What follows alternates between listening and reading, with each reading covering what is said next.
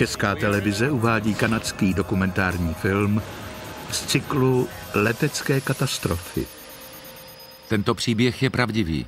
Rekonstrukce vychází ze známých skutečností a z názorů odborníků. 24. srpna roku 2001 se plně obsazený Airbus A330 nacházel v polovině svého letu přes Atlantik.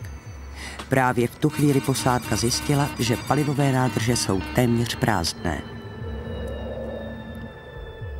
Jak mohlo u letounu řízeného mnoha počítači dojít k tak neuvěřitelné situaci? Mayday, mayday, mayday. Vysadili nám oba motory, došlo palivo. Kloužeme dolů. Jsme ve výšce 9000 metrů. Klesáme rychlostí 600 metrů za minutu. Budeme muset přistát na hladině. Oblečte si záchranné vesty, prosím. V tomto filmu chceme rekonstruovat, co se vlastně při letu číslo 236 společnosti Air Transat stalo. Tehdy mě napadlo, že za 10 minut budeme mrtví. Rychlost stoupá, teď je to 375 km v hodině, to je moc. Všichni se opřete o sedadla. Když dojde palivo.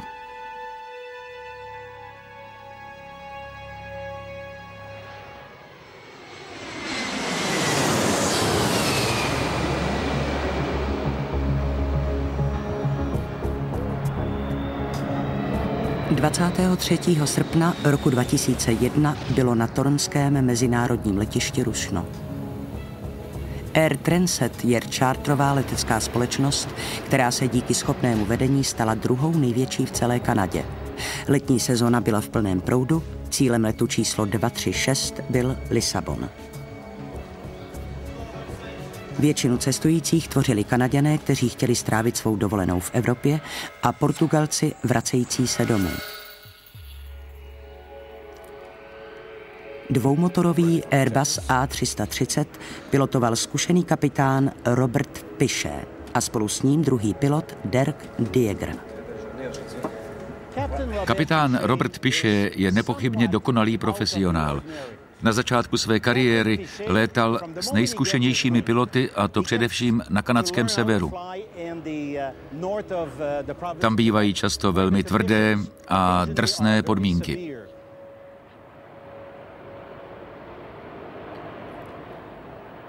Airbus A330 je vybaven špičkovou technologií.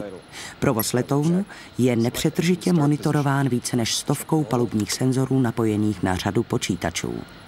Tento film dokládá, jak vážné problémy mohou nastat, když piloti počítačům přestanou důvěřovat. Je přesně 20 hodin místního času. Letadlo zvolna roluje po runwayi. 236, následujte A320 Air Canada. Točte doleva na Romeo a zastavte na 24 vpravo. Rozumím, následovat A320 Air Canada vlevo na Romeo a zastavit na 24 vpravo.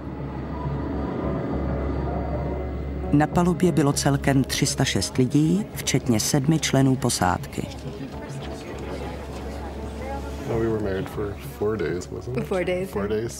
Měli jsme 4 dny po svatbě a v Portugalsku jsme chtěli prožít líbánky.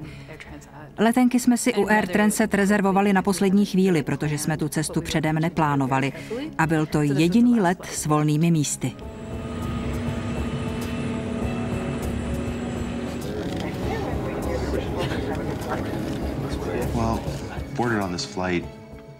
Chtěl jsem strávit dovolenou v Evropě.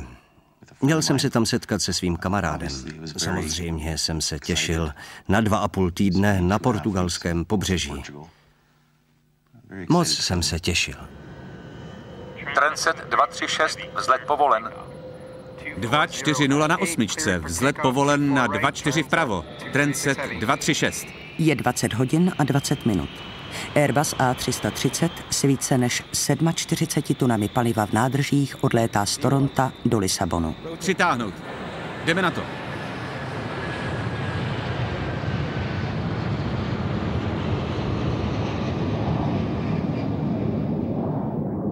Předpověď počasí pro oblast nad Atlantikem byla dobrá.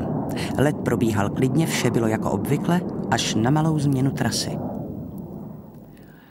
Kvůli hustému provozu odklonilo středisko letové kontroly let číslo 236 o 100 kilometrů jižněji oproti původnímu plánu. Tato drobná změna měla později klíčový význam. Cestující se pomalu ukládali k spánku. Čekala je dlouhá noc. Cestovali jsme do Portugalska z rodinných důvodů. Byli jsme pozváni na svatbu neteře. Jinak bychom se tam ten rok vůbec nevydali. Rozhodli jsme se, že pojedeme na 2 týdny a svatbu využijeme jako příležitost k setkání s příbuznými.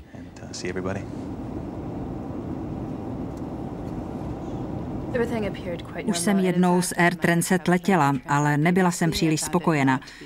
Tentokrát jsem byla příjemně překvapená. Odlétali jsme přesně, letadlo bylo novější a sedadla pohodlnější. Prostě všechno bylo lepší, než jsme čekali. Blížíme se ke kontrolnímu bodu. Nad Atlantikem posádka každých 30 minut kontroluje polohu a porovnává spotřebu paliva s letovým plánem. 11,5 tuny vpravo, 11,5 tuny vlevo. I v době počítačových systémů je potřeba provádět některé postupy ručně. Patří k nim také kontrola paliva v nádržích.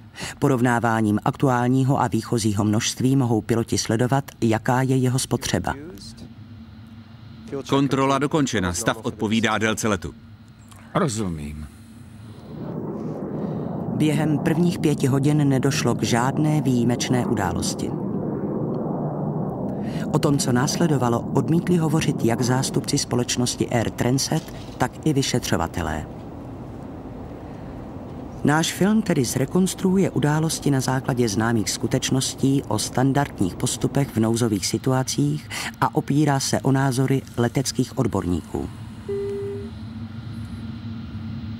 Podívej, to je výstražný signál. Nízká teplota a vysoký tlak oleje na 2. Tato výstraha byla první fází krize. Na 1 je tlak oleje v normálu. Na 2 je mírně vyšší. Displej počítače ukazoval, že olej v motoru číslo 2 má nízkou teplotu, ale tlak oleje byl zvýšen. To bylo velmi neobvyklé hlášení. Piloti znejistěli. Tady nic není. Zkusím letový manuál. Nízká teplota oleje je většinou důsledkem špatného měření. Příčinou může být vadný senzor. Teploty oleje obvykle neklesají, ale stoupají. Nízká teplota oleje by byla bezvýznamná. Vysoký tlak oleje je ovšem velmi zvláštní údaj. Já sám jsem o něm nikdy neslyšel. Mohl by být způsoben smísením oleje a pohonné hmoty. Nejsem si jist, ale myslím, že v manuálech se o tom vůbec nepíše. Zavolej centrálu. Posádka kontaktovala vedení údržby aerolinií Air Transat v Montrealu. Transat 236 volá Mirable Operations. Mirable, Transat 236, zdravíme. Máme malý problém. Opakovaně dostáváme výstrahu nízká teplota oleje a vysoký tlak oleje v motoru číslo 2. V manuálech nic není. Můžete nám poradit? Pozemní služba jim ovšem žádné praktické informace neposkytla. Piloti si museli poradit sami. Měli jim nějak poradit a zkusit najít příčinu, protože ti muži jsou tam nahoře sami. Mohou dostávat pokyny na vzdálenost 1000 kilometrů, ale nemohou dělat velké opravy. Kontrolujte hladiny oleje a sledujte další vývoj. Ale protože údaje na displeji byly tak neobvyklé, došli piloti k závěru, že může jít o chybu počítače. Airbus pokračoval na své pouti temnou nocí. Posádka bedlivě sledovala všechny přístroje.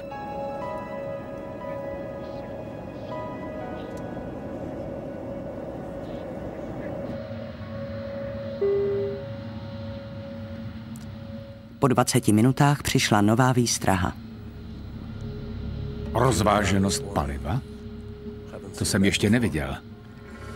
Sleduj údaje na monitoru. Zavolám řídící středisko. Airbus A330 má většinu pohonných hmot uloženu ve velkých nádržích v křídlech. Počítač nyní zjistil, že v jednom z nich je množství paliva výrazně nižší.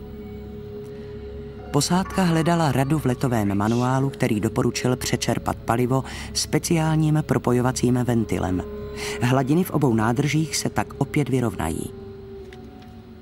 Než ale piloti ventil otevřou, musí si být jisti, že rozvážený stav nebyl způsoben daleko vážnějším problémem, únikem paliva. Před 15 minutami bylo všechno v pořádku. Žádné známky úniku paliva. Spust to. Přečerpávání zapnuto. Zapnuto.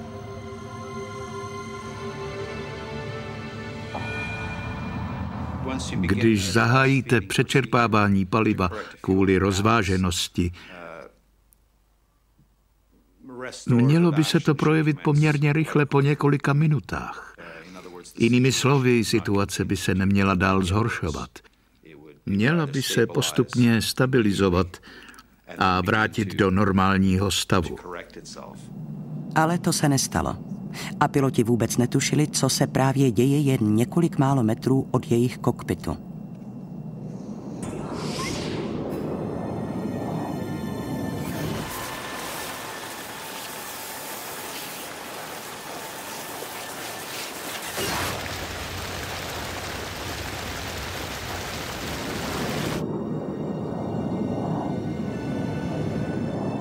Letoun zdánlivě klidně pokračoval na své cestě hlubokou nocí.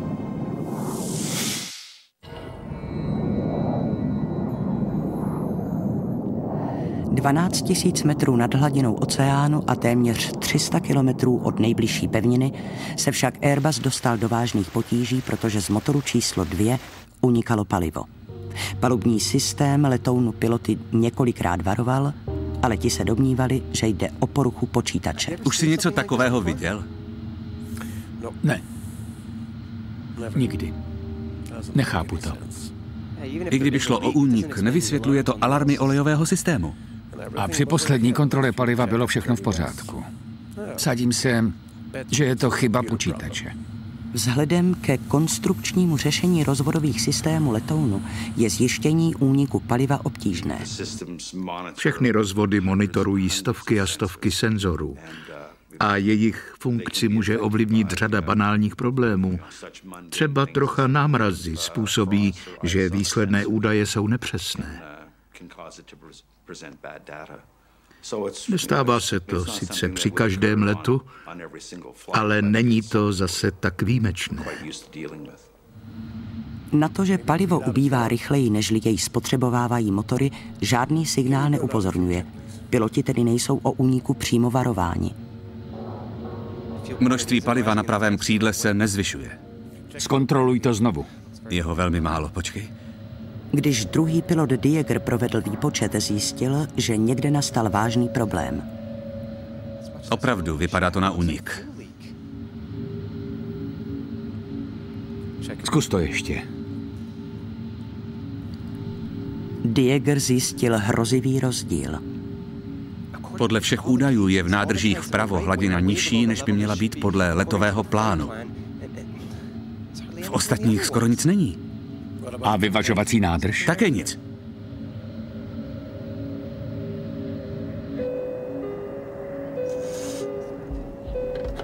Ano? Můžete přijít do pilotní kabiny, prosím. Jistě. I když byl kapitán Piché přesvědčen, že jde o chybu počítače, rozhodl se provést vizuální kontrolu pravého křídla. Kapitáne?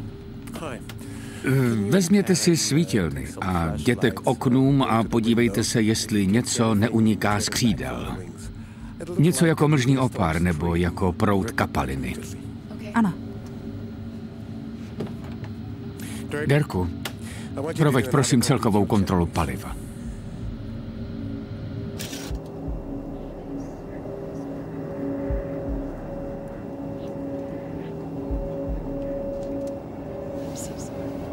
Za denního světla by bylo palivo vytékající ze zadní části křídla jasně viditelné, ale v noční tmě je to krajně obtížné a letušky nespatřily vůbec nic.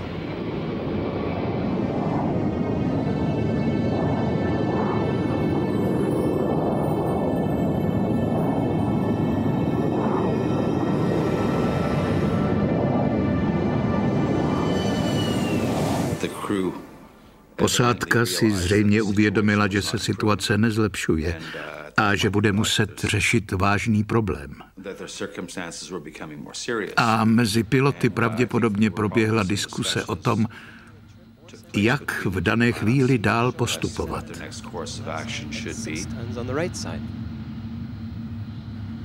Jsou-li údaje počítače správné, nebude Airbus schopen doletět se zbývajícím palivem do Lisabonu. Změníme trasu. Zjistí, kde je nejbližší letiště. Transit 236, středisko Santa Maria. Zjistěte nám nejbližší letiště, máme problém s palivem.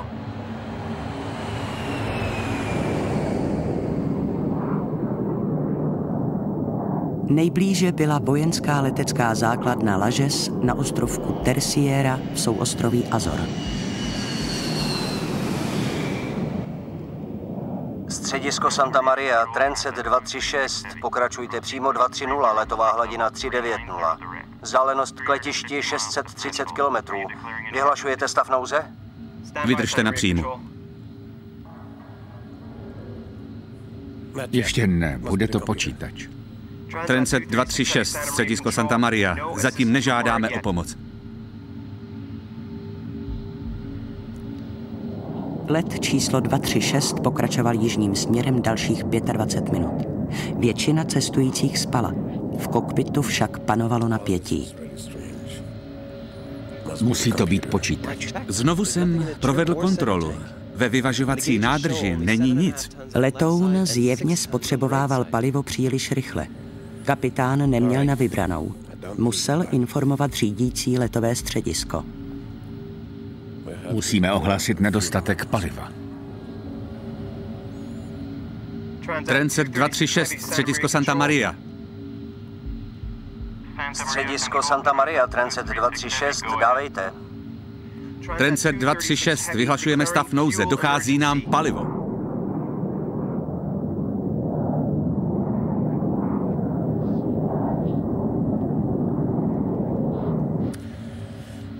Doufám, že je to chyba počítače. Protože jestli přistaneme na Azorách s letadlem plným kerosínu, ukřižují nás.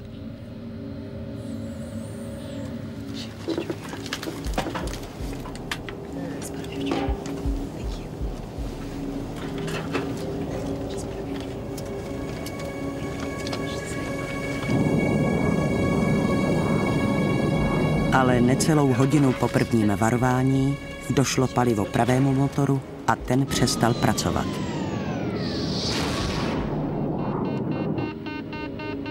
Motor číslo 2 vysadil. To není možné.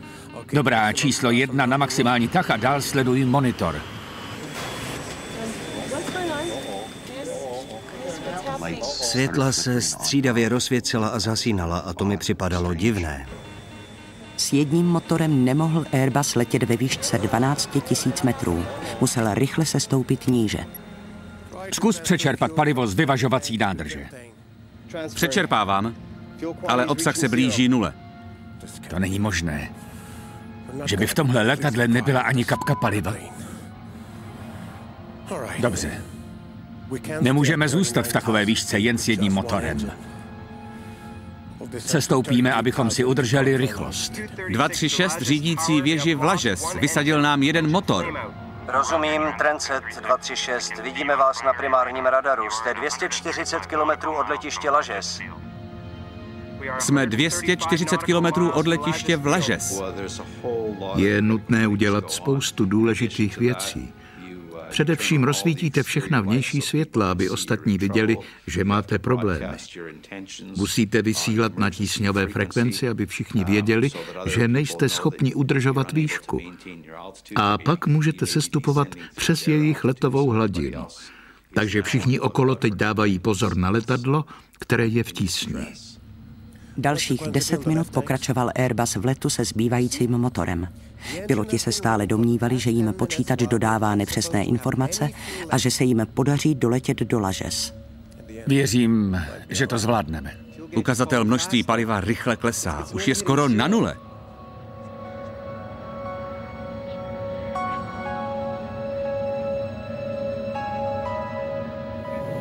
Ale 13 minut poté, co vysadil pravý motor, přestal pracovat i levý.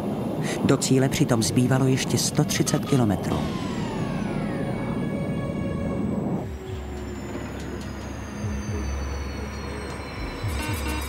Ztrácíme jedničku. Mayday, mayday, mayday. Vysadili nám oba motory. Kloužeme dolů.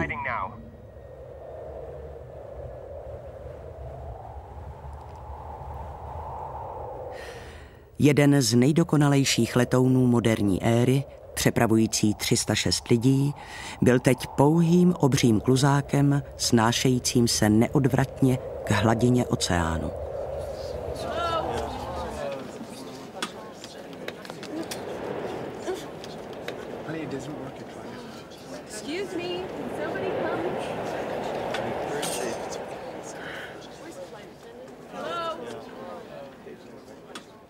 Najednou nastalo ticho. Ten typický hukot a šum motorů prostě zmizel.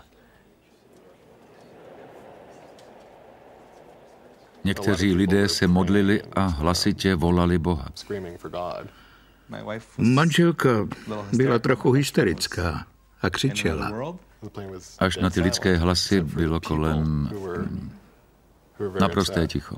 Nefunguje nám stabilizátor, modrá a žlutá hydraulika, automat brzdy, zpětný tah, vyvážení směrovky, radiové frekvence 2-3. Při výpadku obou motorů přestanou pracovat elektrické systémy. Neběží-li motory, neběží generátory a letadlo nevyrábí žádnou elektřinu. Je tu jen malé zařízení nazývané náporová turbína. Ta se vysune ze spodní části trupu v blízkosti spojení křídel a otáčí se díky proudícímu vzduchu. Tahle turbínka poskytuje omezené množství energie systémům nezbytným pro provoz letounu. Jinými slovy, i když je to kluzák, je to alespoň ovladatelný kluzák. Spočítej dole v přidaném klouzavém úhlu. Teď máme výšku 9000 metrů. Při naší rychlosti klesání se můžeme udržet ve vzduchu 14 až 15 minut. Já nechci umřít na svatební cestě. Uklidňoval jsem ji, že všechno dobře dopadne. Je těžké zachovat klid, když se díváte do tváře vlastní smrti.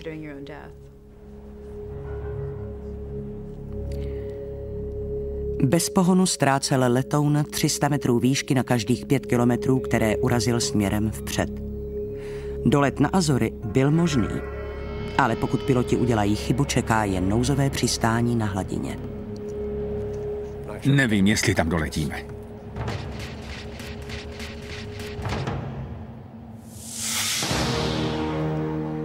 Airbus volně klouzal nad Atlantikem. I když první výpočty ukazovaly, že by letoun měl doletět do Lažes, kapitán Piché musel dodržet standardní postup předepsaný pro situaci, kdy se dopravní letoun ocitne nad oceánem ve stavu nouze. Informujte cestující. Ano. Tlak v kabině klesá. Musíme si nasadit kyslíkové masky. Ztráta energie způsobí, že uvnitř letadla brzy poklesne tlak vzduchu.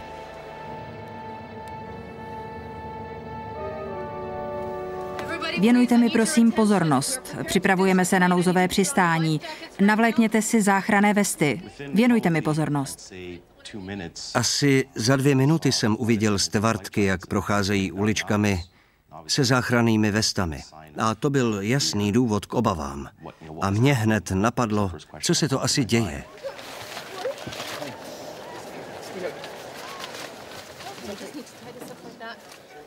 Všichni to známe z filmů, ale najednou to byla holá skutečnost a lidi začali panikařit.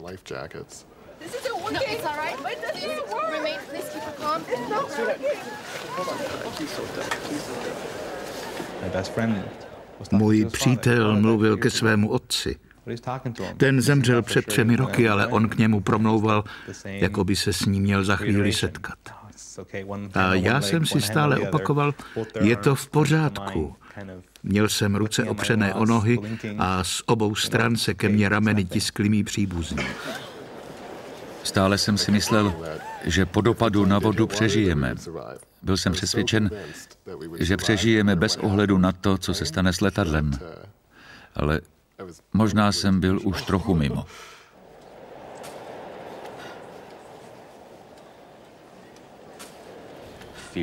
Najednou se mě zmocnil opravdový strach. V tu chvíli, kdy nám začali dávat instrukce ohledně dalšího postupu. Zujte si boty. Nenafukujte záchrannou vestu, dokud nedosedneme na vodu.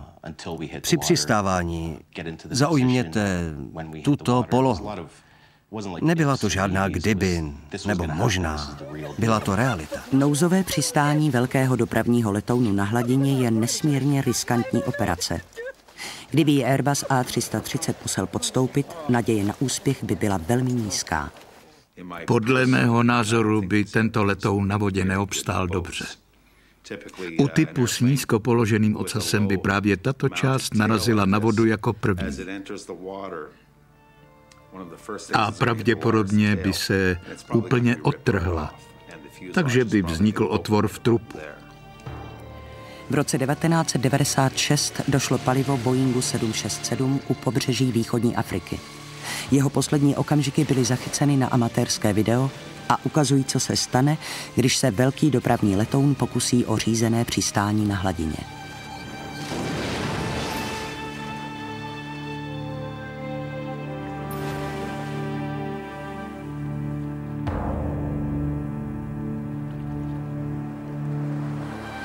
Ze 175 cestujících na palubě letounu etiopských aerolinií jich přežilo pouze 50.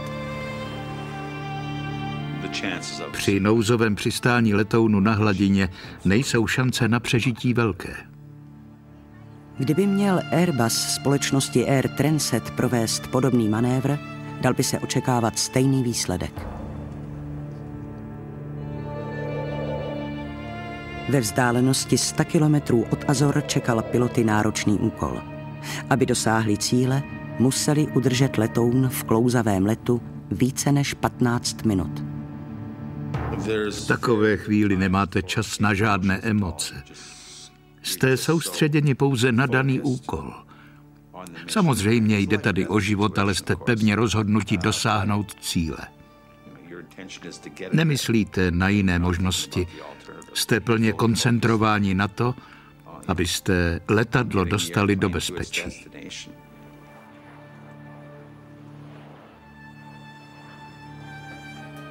Transat 236 volá řídící věž Lajes. Řídící věž Lajes, příjem. Transat 236. Máte nás na radaru? Transat 236. Máme vás na primárním radaru. Jste od nás 145 kilometrů. Transat 236, řídící věž Lajes. Udejte směr a délku runwaye. Řídící věž Lajes, Transat 236. Dráha 33, délka 3300 metrů. Při současném kurzu je letiště přímo před vámi. Transat 236. Letiště nemáme v dohledu. Oznámíme, až ho uvidíme.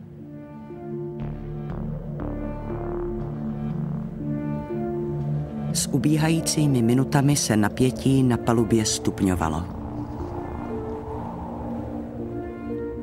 Říkal jsem si, takhle to asi vypadá. Během 5 nebo 10 minut bude po mně. Samozřejmě tušíte, že se blíží konec, ale ku podivu to dokážete přijmout lépe, než byste čekali. Nemyslel jsem na smrt. Byl jsem hodně rozrušený, ale dělal jsem všechno proto, abych to nedával najevo.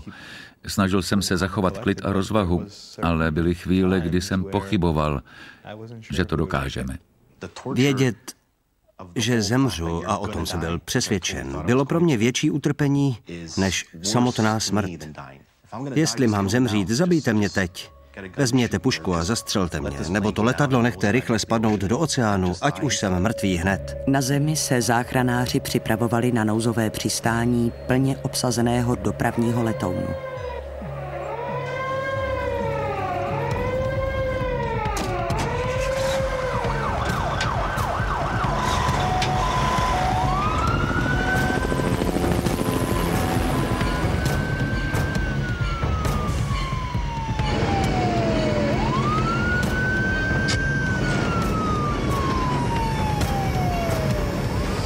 Posádka se chystala na nejsložitější fázi operace – dostat letoun přesně na přistávací dráhu.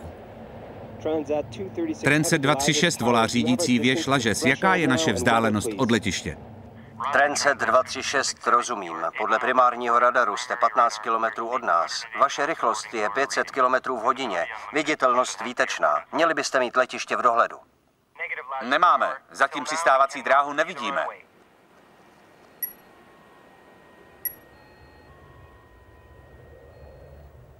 Bez funkčních motorů měli piloti jen jedinou šanci na přistání.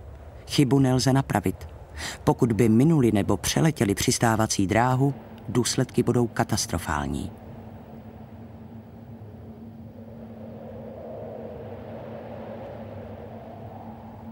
Vidím ho, je vpravo.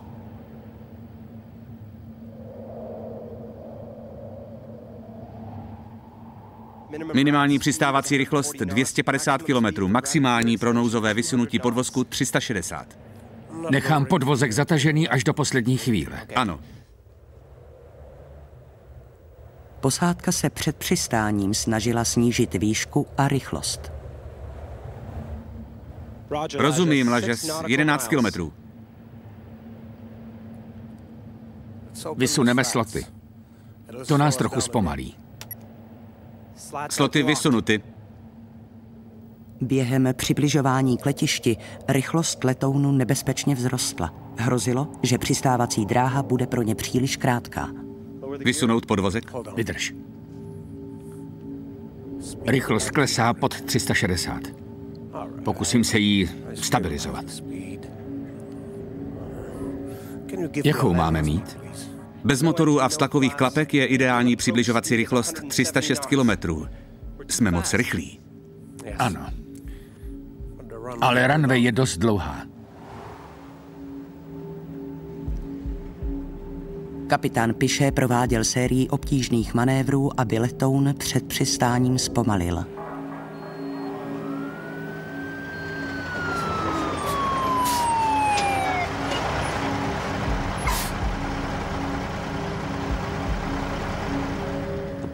Letěli jsme hrozně nakloněni. Myslel jsem, že se překlopíme a zřítíme se kolmo dolů. Letadlo obletělo ostrov, aby snížilo rychlost. Viděli jsme zemi a pak vodu. A když jsme znovu uviděli vodu, napadlo mě, že šance na přežití už nemáme. Žádné. Runway byla dlouhá, ale za ní 120 metrů vysoký útes. Když nezastavíme, tak je s námi amen. Roztříštíme se.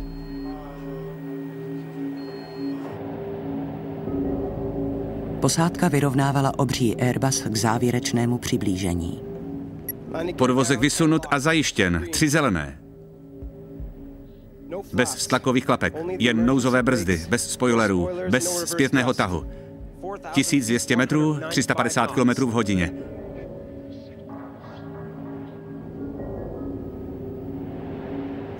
900 metrů, 355.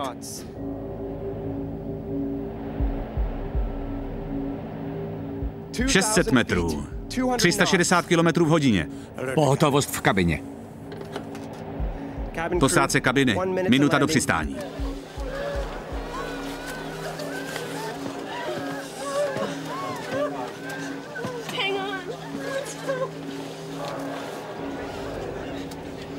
Rychlost klesání 900 metrů za minutu. Jsme moc rychlí. Teď máme 375 km v hodině. To je moc. 300 metrů. Rychlost 362 km. Zvednu předek. Budeme trochu rychlí. Ale i když se posádce podaří dosednout na runway, vznikne další problém. Bez motorů jsou silně omezeny možnosti brždění. Let číslo 236 byl stále v ohrožení.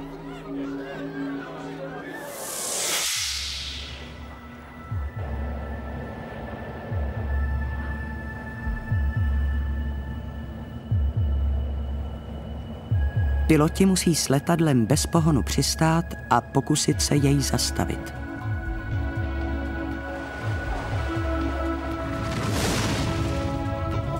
Opřete se o sedadla, držte se.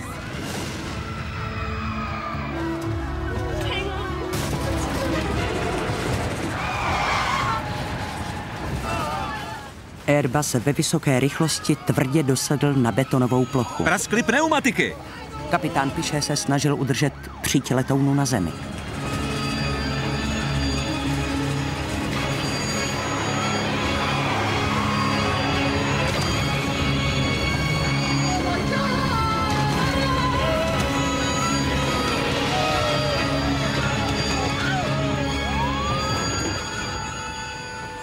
S 8 prasklými pneumatikami zůstal letoun stát uprostřed runwaye.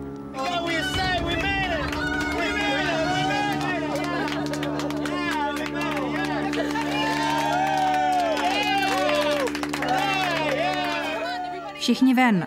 Musíme všichni ven z letadla. Rychle. Dokázali jsme to.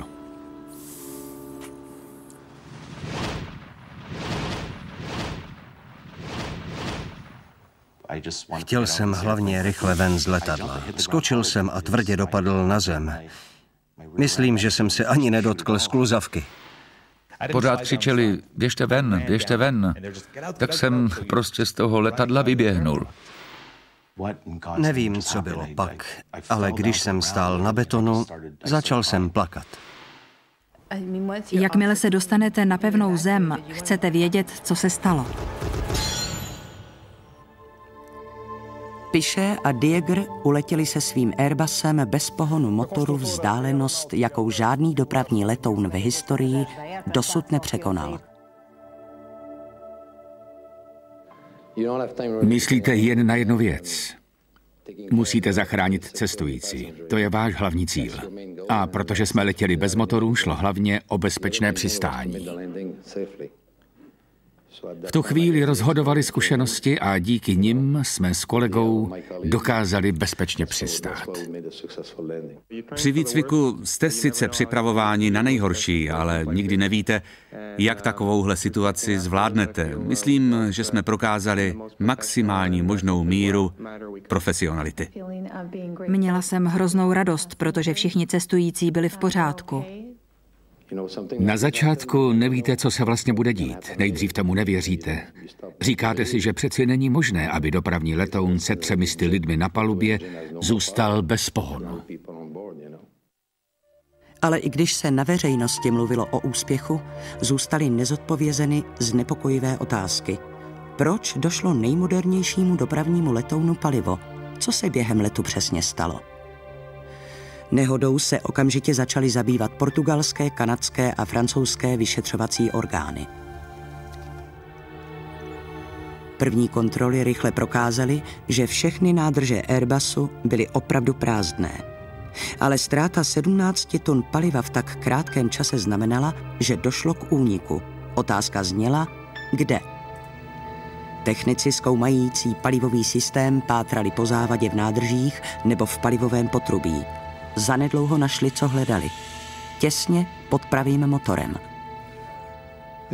Byla to trubice hydraulického systému, která je ve srovnání se širším palivovým potrubím poměrně úzká. A trubice hydrauliky se možná v důsledku vibrací třela o širší palivovou trubici. V té se prodřel otvor, který patrně vedl k jejímu zlomení a následně k mohutnému úniku paliva mimo motor. Vyšetřovatelé začali prověřovat záznamy společnosti Air Transat.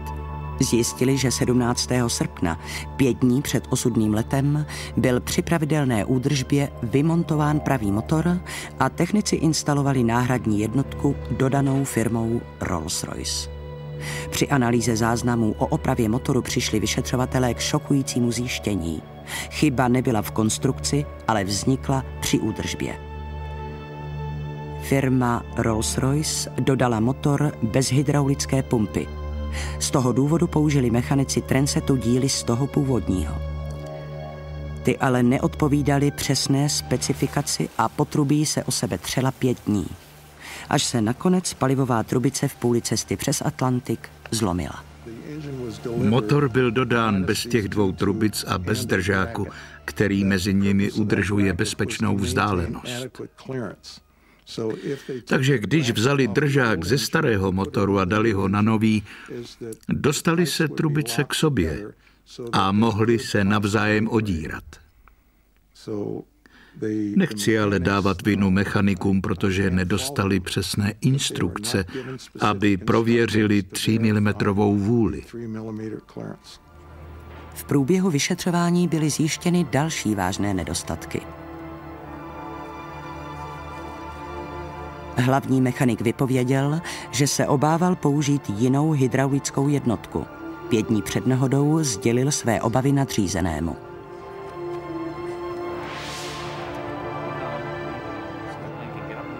Bylo mu řečeno, že společnost si nemůže dovolit nechat letadlo tak dlouho mimo provoz. Použité náhradní díly se od těch originálních lišily jen o pár milimetrů. Ale tento rozdíl málem připravil o život 306 lidí.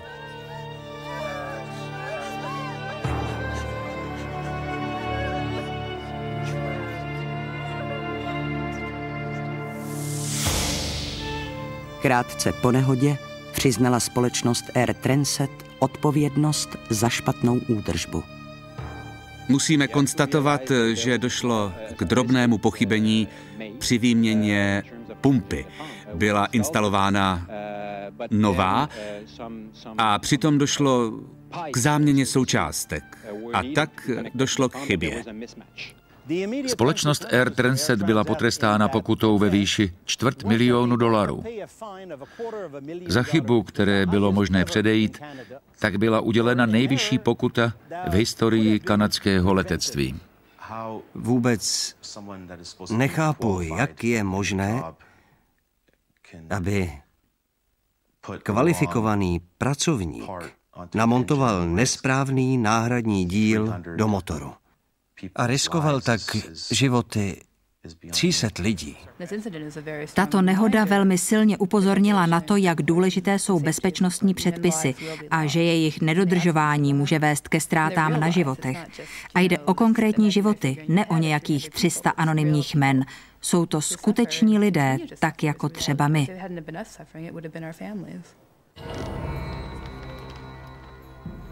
Tím ale případ neskončil. Vyšetřovatelé zaměřili svou pozornost i do pilotní kabiny. Jakou roli se hrála při událostech 24. srpna posádka? Mohla pro odvrácení krize udělat více? Co se vlastně dělo na palubě letadla?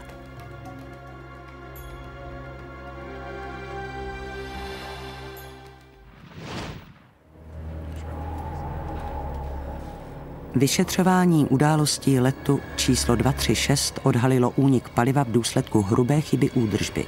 Společnost Air Transit přiznala odpovědnost a zaplatila vysokou pokutu. Pak se pozornost soustředila na palubu letounu a na jednání posádky. Jakou roli se hrála při ztrátě paliva? Přečerpávání zapnuto. Když piloti otevřeli přečerpávací ventil, aby přemístili palivo z levé nádrže do pravé, ztratili 17 tun paliva za 30 minut a přesto neuzavřeli ventil, aby zabránili další ztrátě. Mayday. Vysadili oba motory pro nedostatek paliva. Kloužeme dolů. Kapitán Robert Piche a Dirk Dieger krátce po nehodě vypovídali před vyšetřovací komisí.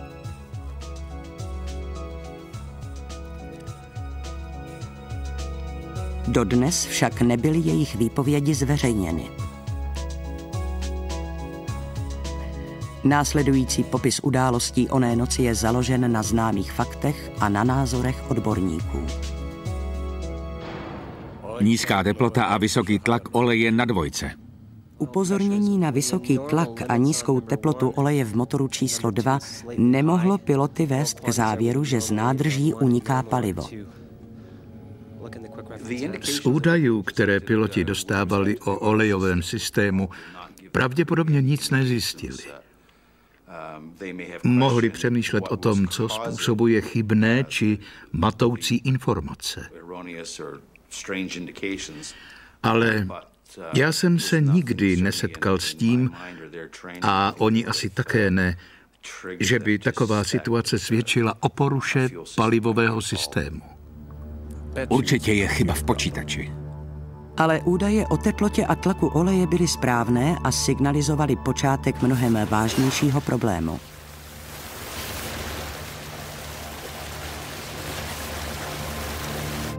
Rozváženost paliva.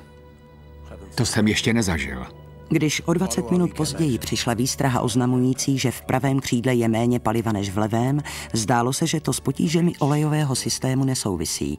To mohlo posílit domněnku kapitána Piché, že jde o sérii počítačových chyb.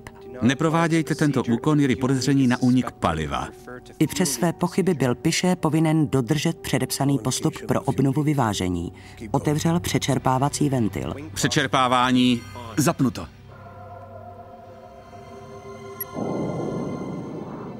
Stačilo ale pouze dodržet předepsaný postup? Nemůžete jenom mačkat tlačítka podle pokynů počítače a čekat, že všechno nakonec dobře dopadne. A spokojit se s tím, že jste dodržel předepsaný postup. Takhle to vůbec není. Musíte samostatně uvažovat, je to tak správně? Zvolili jsme vhodný postup? Dosáhli jsme cíle? Jakmile piloti výpočtem zjistili rychlý úbytek paliva, měli předpokládat závažnou poruchu. Transit 236 vyhlašujeme stav nouze kvůli nedostatku paliva. V té době byly jejich možnosti již silně omezené. Let pak probíhal za velmi dramatických okolností. Kontrolní přístroje jim neposkytovaly potřebné informace. Piloti předpokládali, že při zvoleném postupu se situace zlepší, ale to se nestalo. Takže měli na vybranou, máme uzavřít ventil a čekat, co se stane, nebo ho nechat otevřený, jak nařizuje předpis, a doufat, že se hladiny v nádržích srovnají. Nebyli si jisti, nepočítali s takovou možností. Domnívám se, že nebyli na takovou situaci připraveni. A navíc byli pod velkým tlakem. Na palubě byly 300 lidí. Ať už by nechali přečerpávací ventil otevřený, anebo kdyby ho zavřeli, mohl bych pouze spekulovat o tom, jaký vliv by to mělo na osud celého letu. Kapitán Piché byl dlouho přesvědčen, že jde o chybné údaje počítače. Až když se zastavily motory, musel si přiznat, že došlo k úniku paliva. Technologická složitost moderních letadel pomáhá zvyšovat jejich bezpečnost a spolehlivost. Může ale také vést k problémům, které málem přivodily katastrofu letu číslo 236. Pochybení při výběru náhradních dílů způsobily únik paliva. Nedůvěra v počítače vedla posádku ke špatnému vyhodnocení situace. Kombinace těchto chyb měla téměř fatální následky. Jen díky tomu, že řídící středisko kvůli hustému provozu odklonilo trasu letounu o 100 kilometrů jižněji, nacházel se v kritické době dost blízko u Azor. Jinak by musel nouzově přistát na hladinu oceánu. Výsledky vyšetřování dosud nebyly zveřejněny. Společnost Airbus obvinila piloty z chybného postupu řešení vzniklé situace. Robert Piché a Dirk Diegler dál létají pro Air Transit. V srpnu roku 2002 obdrželi jedno z nejvyšších ocenění Mezinárodní asociace pilotů za nejdelší bezmotorový let uskutečněný s dopravním letounem. Společnost Airbus po nehodě změnila předepsaný postup při rozváženosti paliva. Počítač nyní porovnává aktuální množství pohonných hmot s letovým plánem a vydá jasné varování, pokud ubývá více paliva, nežli mohou motory spotřebovat. Firma Rolls-Royce v nové servisní příručce upozorňuje všechny své zákazníky na nekompatibilitu dvou velmi podobných dílů. Trauma z osudného letu zanechalo v cestujících smíšené pocity. Dobrá. Stabilizujme rychlost. Tato nehoda nebyla způsobena selháním jediného člověka. To je pro letecké nehody typické. Většinou dojde k celému řetězci událostí, které pak vedou k mimořádné situaci. A stejně tomu bylo i v tomto případě.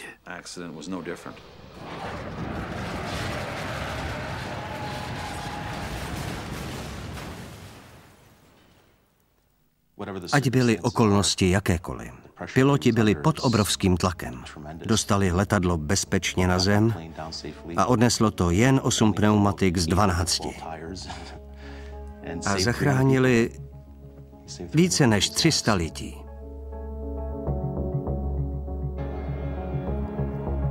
Kapitán Piše nám zachránil život. A nezáleží na tom, jestli to byla jeho chyba nebo porucha počítače. Jsme naživu.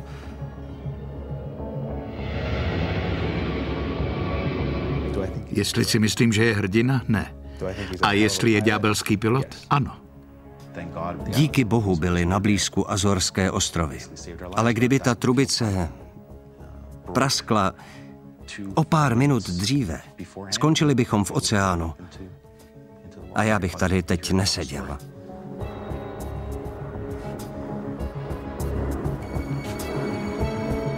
České znění připravili Jan Slabý, Václav Kvasnička, Jan Petrášek, Jaroslav Vejběra, Valerie Zavacká, Jana Hrušková, Jiří Plachý, Jiří Zavřel, Jan Wagner, Ladislav Cigánek, Svatopluk Šuler, Ladislav Krýsl, Ivan Vaňous, Zuzana Trimlová a Milan Pér.